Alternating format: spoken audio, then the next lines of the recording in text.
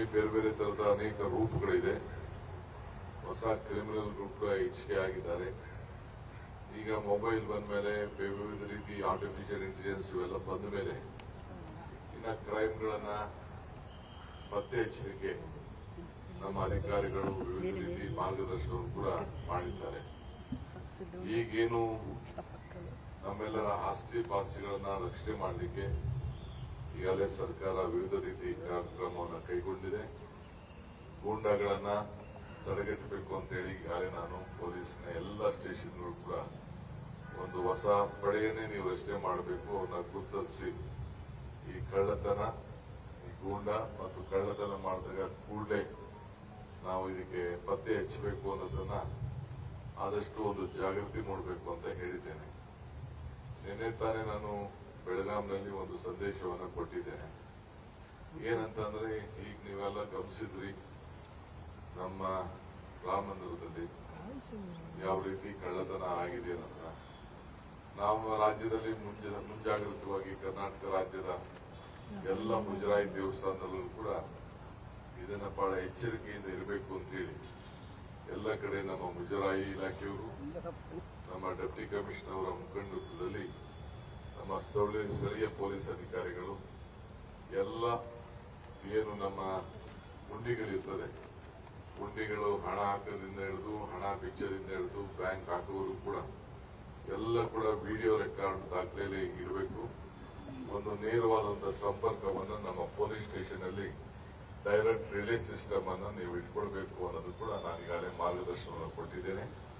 ಸದ್ಯದಲ್ಲೇ ಅದಕ್ಕೆ ಒಂದು ಜಿಯೋ ಕೂಡ ವ್ಯವಸ್ಥೆ ಮಾಡಿ ನಮ್ಮ ಮುಜರಾಯಿ ಇಲಾಖೆಯವರು, ನಮ್ಮ ಡೆಪ್ಟಿ ಕಮಿಷನರ್ಸ್ ಮತ್ತು ಪೊಲೀಸರು ಇಬ್ಬರು ಸೇರಿ ಆ ಕೆಲಸವನ್ನ ಮಾಡಿ ನಮ್ಮ ರಾಜ್ಯದಲ್ಲಿ ಯಾವುದು ಕೂಡ ಅಂತ ಘಟನೆ ನಡೆದೇ ರೀತಿಯಲ್ಲಿ ನಾವು ನೋಡ್ಕೊಳ್ಬೇಕಾದ್ದು ಬಹಳ ಮುಖ್ಯ. ಏಕೆಂದ್ರೆ ಜನರ ನಂಬಿಕೆ ಬಹಳ ಮುಖ್ಯ. ನಾವೆಲ್ಲ ನಂಬಿಕೆಯಿಂದ ಅವರ ಧರ್ಮದಲ್ಲಿ ನಾವು ಕೆಲಸ ಮಾಡ್ತಾ ಇದ್ದೇವೆ. ಯಾವುದೇ ಆಗಲಿ ಸರ್ಕಾರಕ್ಕೆ ಯಾವುದೇ ಧರ್ಮದ ದೇವಸ್ಥಾನ ಇದ್ರೂ ಕೂಡ ಸರ್ಕಾರಕ್ಕೆ ಸೀಮಿತವಾಗಿ ಒಳಪಟ್ಟಿದ್ರೆ ಅದೆಲ್ಲ ಕೂಡ ನಾವು ಜಾಗೃತಿಯಾಗಿ ಕಾಯಬೇಕಾಗಿದೆ. ಕ್ರೈಮ್ ಆದ್ಮೇಲೆ ನಾವು ಉಳಿಕೊಂಡು ಹೋಗೋದಕ್ಕಿಂತ ಕ್ರೈಮ್ ಆಗಕ್ಕಿಂತ ಮುಂಚಿತವಾಗಿ ಅದನ್ನ ತಡೆಗಟ್ಟಲಿಕ್ಕೆ ನಾವೆಲ್ಲ ವ್ಯವಸ್ಥೆಯನ್ನ ನಾವು ಮಾಡಬೇಕು.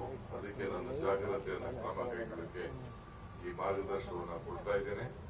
ಇದನ್ನು ನೋಡಿ ಕೆಲವು ಖಾಸಗಿ ದೇವಸ್ಥಾನದವರು, ಕೆಲವು ಮಠಮಾನ್ಯರು ಕೂಡ ಎಚ್ಚರಿಕೆಯನ್ನ ಮುಂದಿನ ದಿನದಲ್ಲಿ ಅವರು ಕೂಡ ವಹಿಸಬೇಕಾಗ್ತದೆ. ಅವ್ರಿಗೂ ಕೂಡ ಈ ವಿಚಾರದಲ್ಲಿ ನಾನು ಮಾರ್ಗದರ್ಶನವನ್ನು ಕೊಡಲಿದ್ದೇನೆ. ಸೊ ತಾವೆಲ್ಲ ಜನರ ಪರವಾಗಿ ಕೆಲಸ ಮಾಡ್ತಾ ಇದ್ದೀರಿ.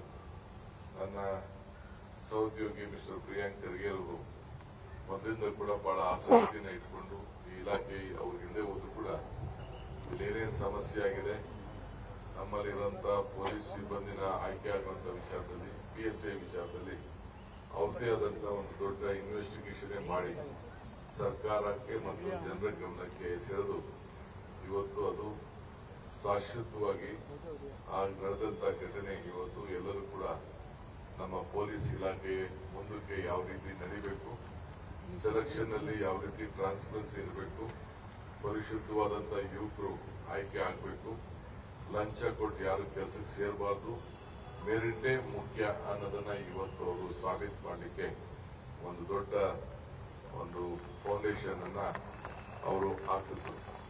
ಇವೆಲ್ಲ ಹಿಸ್ಟ್ರಿಗೆ ಸೇರಿದಂತ ವಿಚಾರ, ದಾಖಲೆಗಳಿರುವಂತಹ ವಿಚಾರ. ಇದನ್ನು ತಮಗೆಲ್ಲ ಹಿರಿಯ ಅಧಿಕಾರಿಗಳಿಗೆ ಮತ್ತು ಕಿರಿಯ ಅಧಿಕಾರಿಗಳಿಗೆ ಹೇಳಲಿಕ್ಕೆ ನಾನು ಬಯಸ್ತೇನೆ. ತಾವು ಕೂಡ ಸರ್ಕಾರ ನಿಮ್ಮ ಜೊತೆಗೆ ಇರ್ತದೆ. ನೀವು ನಿಮ್ಮ ಡ್ಯೂಟಿಲಿ ಬಹಳ ಪರ್ಫೆಕ್ಟ್ ಆಗಿರಿ.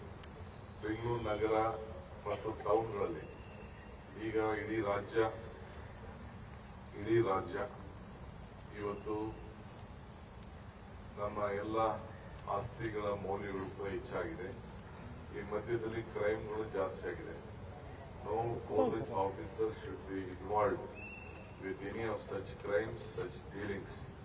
ಅದು ನನಗೆ ಅನೇಕ ಮಾಹಿತಿಗಳು ಕೂಡ ಬರ್ತಾ ಇದೆ. ಅಂತ ಸಂದರ್ಭ ಬಂದ್ರೆ ನಿರ್ದಾಕ್ಷಿಣ್ಯವಾಗಿ ನಾವು ಕ್ರಮ ಕೈಗೊಂಡು ಕಾನೂನಿನಲ್ಲಿ ನಿಮ್ಗೆಲ್ಲರೂ ಕೂಡ ನಿಮ್ಮ ಭವಿಷ್ಯಕ್ಕೆ ತೊಂದರೆ ಆಗ್ತದೆ. ಬಹಳ ಎಚ್ಚರಿಕೆಯಿಂದ ಕೆಲವು ಆಫೀಸರ್ಸ್, ಕೆಲವು ಇನ್ಸ್ಪೆಕ್ಟರ್ಗಳು ಇರ್ಬೋದು, DSP ಇರ್ಬೋದು, SP ಇರ್ಬೋದು, ಕಮಿಷನರ್ ಇರ್ಬೋದು, ಬಹಳ ಜಾಗೃತವಾಗಿ ಈ ಕೆಲಸವನ್ನ ತಾವು ಮಾಡಬೇಕು.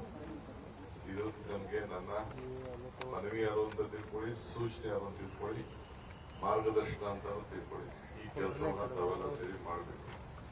ಇವತ್ತು ಯಾರು ಡ್ರಗ್ಸ್ ಅನ್ನ ಇವತ್ತು ಸುಮಾರು ದೊಡ್ಡ ಮಟ್ಟದ ಒಂದು ಡ್ರಗ್ಸ್ ಅನ್ನ ಇವತ್ತು ಹಿಡಿದು ನನ್ನ ಮುಂದೆ ಪ್ರದರ್ಶನ ಮಾಡಿದ್ದಾರೆ, ಸರ್ಕಾರ ಅವರಿಗೆ ಆ ಟೀಮ್ಗೆ ಒಂದು ರಿವಾರ್ಡ್ ಕೊಡಬೇಕು ಅಂತ ತೀರ್ಮಾನ ಮಾಡಿದೆ.